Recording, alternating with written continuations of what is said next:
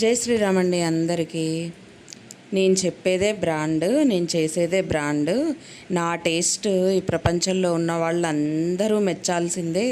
ఇంకా నేను ఏదన్నా ఒక వస్తువు కొన్నానంటే నా బంధువులు, అలానే నా చుట్టూ ఉండే నా స్నేహితులు, ఆఖరికి నా ఛానల్ చూసే నా సబ్స్క్రైబర్స్ అందరూ ఒకే దాటిన వెళ్ళి క్యూ కట్టి మరీ అవి కొనుక్కొని తీరాల్సిందే. నా సెలక్షనే అంతా ఇక అని చెప్పేసి ఒకటి ఉంది చూసారా, రమ్యకృష్ణ డైలాగ్ మీకు గుర్తుందా? ఏదో ఉంటుందబ్బా, గుర్తు రావట్లేదు ఏంది నాకు ఈ టైంకి. నేను చెప్పిందే వేదం అని చెప్పేసి ఒక డైలాగ్ ఉంటుంది రమ్యకృష్ణది. అలా ఈ మహాతల్లి డైలాగ్ అయితే అనిపించింది నాకు. కాసేపు ఆ రోల్ తీసుకుందేమో, ఆ రమ్యకృష్ణ రోల్ తీసుకుందేమో అని చెప్పేసి అనుకున్నా నేను. ఎందుకు అలా అనుకున్నాను అంటే, ఇప్పుడు ప్రపంచంలో ఇంతమంది మనుషులు ఉన్నారండి. నేను సపోజ్ చెప్తున్నా, ఇప్పుడు నాకు నచ్చే ఫ్రూటు ఒక మ్యాంగో ఫ్రూట్ నాకు బాగా ఇష్టం, లేకపోతే ఒక పుచ్చకాయ ఇష్టం, లేకపోతే ఇంకో ఫ్రూట్ ఏదన్నా ఇష్టం. ఇన్ని ఫ్రూట్స్ ఉన్నప్పుడు నేను ఇష్టపడే ఫ్రూట్ని నేను ఉంటున్న సిటీలోనే ఎంతోమంది ఇష్టపడి ఉండొచ్చు. వాళ్ళకు కూడా అది ఫేవరెట్ ఫుడ్ అయి ఉండొచ్చు.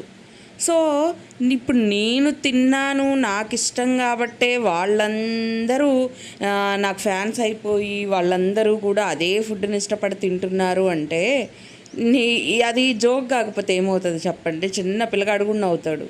ఇవేంటి ఇలా తయారైంది, ఏంటి ఇలా మాట్లాడుతుంది, ఏంటి ఫ్రూట్స్ అనేవి అందరూ ఇష్టపడరా? ఒక్కొక్కళ్ళకి ఒక్కొక్క ఫ్రూట్ ఇష్టం ఉంటుంది. సీజనల్ ఫ్రూట్స్ అంటే మ్యాక్సిమం అందరు ఇష్టపడతారు కదా.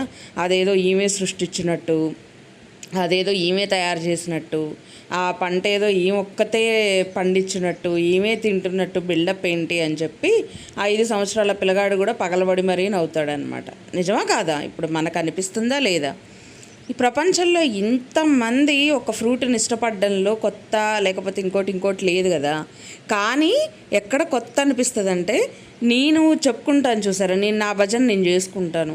నేను తిన్నాను కాబట్టే మీ అందరికి అది నచ్చింది, నాకు ఇది ఇష్టం అని చెప్పాను కాబట్టే మీ అందరూ కూడా ఆ ఫ్రూట్ని ఇష్టపడ్డారు. చూసారా, నేను గ్యాంగ్ లీడర్ని, మీరందరూ చీమల ఫాలో అయినట్టు ఫాలో అవ్వండి నన్ను. ఎందుకంటే నాకు నచ్చిందని చెప్పాకనే మీకు నచ్చింది. అది ఇది డప్పు అవుతుంది, ఎవరి డప్పు వాళ్ళు కొట్టుకున్నట్టు అవుతుంది. ఇష్టం ఉండొచ్చు. ఇప్పుడు నేను ఏదన్నా ఒక చీర కట్టుకున్నా అండి, సపోజ్ మొన్న ఈ మధ్య ఏదో శారీ కట్టుకున్నా, నేను ఫోటో పెట్టంగానే చాలామంది చాలా బాగున్నవే, శారీ బాగుంది, ఎక్కడ తీసుకున్నావు, ఎంత ప్రైస్ పడిందని ఎంక్వైరీ చేశారు.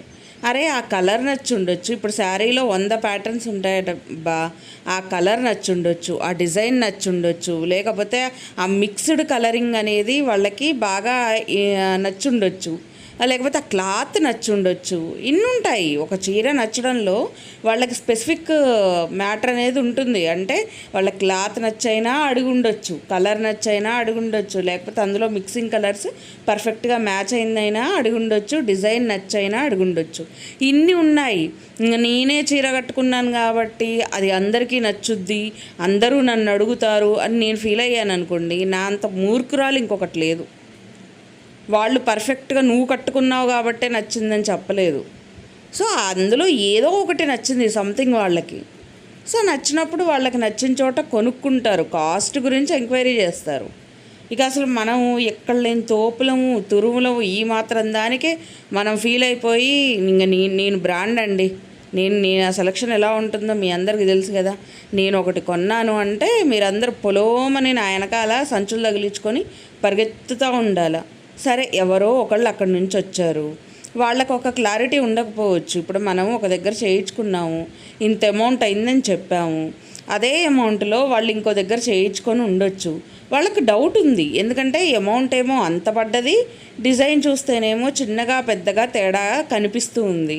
సో నేను మోసపోయానా, వాళ్ళ దగ్గర నేను మోసపోయానా, అమౌంట్ అంత ఇచ్చినప్పుడు వాళ్ళు నన్ను మోసం చేశారా? అసలు ఎందుకైనా మంచిది ఒకసారి క్లారిటీగా చూసి ఆ తర్వాత సైజెస్ వాళ్ళని మాట్లాడి అదే అమౌంట్ ఇచ్చాం కాబట్టి సరి చేయించుకుందాము అన్న ఆలోచన వచ్చి ఉండొచ్చు. సరే, ఇంతమందిలో ఒకళ్ళే కదా చేయించుకుంది, ఒక 100 మంది 1,00,000 మంది చేయించుకోలేదు కదా. మరి ఆ మాత్రం దానికి ఒక్కళ్ళు చేయించుకున్న దానికి కొన్ని కోట్ల మంది చూసుంటారు, కొన్ని లక్షల మంది చూసుంటారు. మరి ఆ లక్షల మందిలో ఒకళ్ళే చేయించుకుంటే నేనేదో గొప్ప అని నేను ఫీల్ అయిపోవడం ఏంటండి? హెచ్చుడు అనిపించట్లే మీకు? ఎగతాళి అనిపించట్లే?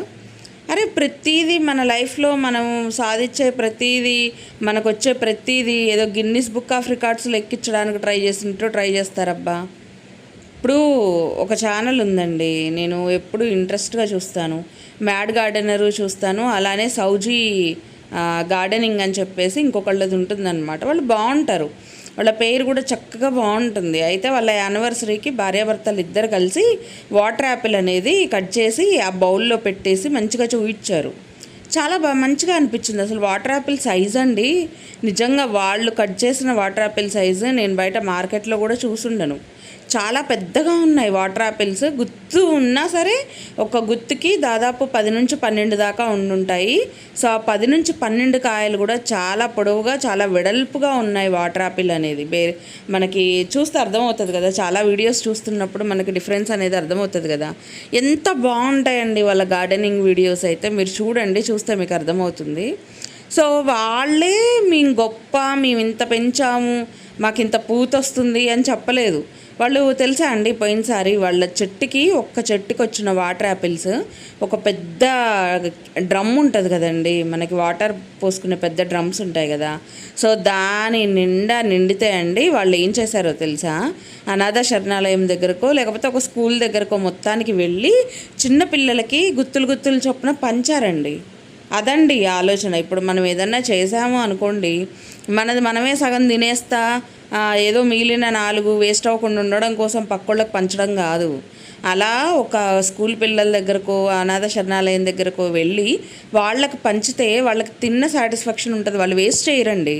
ఎందుకంటే చిన్నపిల్లలు కదా, ఇష్టంగా తింటారు. కొన్ని పళ్ళు అనేవి, దొరకని పళ్ళు ఖచ్చితంగా తింటారు వాళ్ళు.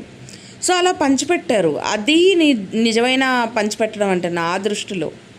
ఎప్పుడు దొరికే వాళ్ళకి, తింటూ ఉండే వాళ్ళకి పంచడం గొప్ప కాదు, దొరకని వాళ్ళకి, అలాంటి వాళ్ళ దగ్గరికి వెళ్ళి మన పంట మన చేతితో వాళ్ళకి పంచితే అది కదా సెల్ఫ్ సాటిస్ఫాక్షన్. ఈ పంట వచ్చిన దానికి కూడా చెట్టుకి దాని సహజత్వం, ఒక సీజన్ అయిపోగానే మళ్ళీ పూత పూయడము, పంట ఇవ్వడము, లేకపోతే ఏదైనా ఒక చెట్టుకి దానికి ఉన్న సహజత్వం అండి అది.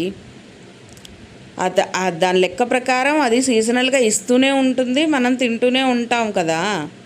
సో ఆ మాత్రం దానికి నేను ఇలా చేశాను కాబట్టే నాకు ఇంత వచ్చింది అంత వచ్చిందంటే మరి బయట కూడా వస్తాయి కదా, మార్కెట్లో మరి బొచ్చడు వాటర్ యాపిల్స్ అనేవి వస్తూ ఉంటాయి. అవి చెట్ల నుంచి కాకపోతే భగవంతుడు మంత్రం వేసి తెప్పించి పెట్టాడా ఏంటి? అవన్నీ చెట్ల నుంచి వచ్చేవే కదా. సో వాళ్ళు కూడా ఎప్పుడు ఇంత గొప్పలు చెప్పుకోలేదు కదా, మనం ఎందుకు అంత గొప్పలు చెప్పుకోవడం? అరే ఒక చెట్టుకి వచ్చిన కాయల గురించి అరగంట సేపు నిలబడి ఏందేందో చెప్పడం, నేనే గొప్ప ఏదో వెండి మెడలు గోల్డ్ మెడలు సాధించినంత బిల్డప్ ఇవ్వడం, నా టేస్ట్కి మించి ఎవరి టేస్ట్ ఉండదు, నా టేస్ట్ అంటే అల్టిమేట్, ఇంక నేనే గ్యాంగ్ లీడర్ని, కుటుంబం మొత్తం మీద సబ్స్క్రైబర్స్ అందరి మీద నేనే గ్యాంగ్ లీడర్ని, నా కంటికి నచ్చిందంటే ఇంక మీ అందరికి నచ్చి తీరాల్సిందే అన్నంత బిల్డప్ ఎందుకండి? అంత బిల్డప్ అవసరమా? 100 మందికి 100 రకాలు నచ్చుతాయి, అందులో మనకు నచ్చింది ఒక్కళ్ళకి నచ్చుద్ది. ఆ మాత్రానికే మనం బోడి బిల్డప్లు ఇచ్చుకుంటా కూర్చుంటే ఏమనాలో మరి నాకైతే అర్థం కావట్లేదండి బాబు. ఒక జ్యువెలరీ ప్రమోషన్ కోసం వాళ్ళ షాప్ పేరు చెబుతూ జనాల మైండ్లలో నాటే పరిస్థితికి అయితే తీసుకొస్తున్నారు. అసలే ఇప్పుడు మోదీ గారు చెప్పారు, గోల్డ్లో ఇన్వెస్ట్ చేయకండి, మీరు ఇబ్బంది పడకండి, అనవసరమైన ఇన్వెస్ట్లు చేయకండి అని ఓ పక్క మొత్తుకుంటుంటే, మళ్ళీ గోల్డ్ నచ్చింది, వాళ్ళు వచ్చారు వీళ్ళు వచ్చారు, పాతది ఉంది మళ్ళీ దాంట్లో వేసి మళ్ళీ తిరగబెడతాను. ఏందండి ఇదంతా? వేస్ట్ అవుతుంది మీ మనీ, గుర్తుంచుకోండి. ఇలాంటి వాళ్ళ మాటలన్నీ మీరు నమ్మి మీ దగ్గరున్న బంగారం వేస్ట్ చేసుకోమాకండి. సో ఇదండి ఫైనల్గా నేను చెప్పాలనుకునేది. సో మన పీకే ఫుడ్స్ ఆ సిస్టర్ పాపం నిన్న కామెంట్ పెట్టారు, ఆ సిస్టర్ నాకు చెప్పింది బంగారం గురించే చెప్పారంట. అయితే ఈ క్రీమ్స్ గురించి కూడా ఒక సిస్టర్ చెప్పారు, ఫేస్కి సంబంధించిన క్రీమ్స్ గురించి. సో అది నాకు గుర్తొచ్చి ఈ సిస్టరే అనుకొని నేను చెప్పానన్నమాట. ఈ సిస్టర్ చెప్పారు సేమ్ ఇదే బంగారం గురించి, ఈ సిస్టర్ అయితే ఎక్స్ప్లెయిన్ చేశారు. సో నేనే కొంచెం మిస్అండర్స్టాండింగ్ అయ్యాను. ఆ సిస్టర్ చెప్పిందేమో అది మ్యాటర్ గుర్తుంది, ఈ సిస్టర్ పేరు గుర్తుండి ఈ సిస్టర్కి చెప్పానమాట. సో వాళ్ళిద్దరూ 2 డిఫరెంట్ సందర్భాలు అనేవి మనతో షేర్ చేసుకోవడం జరిగిందనమాట. సో అదండి వీడియో అయితే. మీ అందరికీ నచ్చిందనే అనుకుంటా. నచ్చితే ఒక చిన్న లైక్ చేయండి, షేర్ చేయండి, అలాగే సబ్స్క్రైబ్ చేసుకొని ఫాలో అవ్వడానికైతే ట్రై చేయండి. Thank you so much for watching.